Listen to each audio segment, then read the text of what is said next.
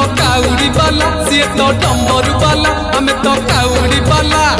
पानी भरो कांधे धरी चल रे भाई भोला भोला भोला बाबा पार करेगा जोटिया जोटिया जोटिया बाबा पार करेगा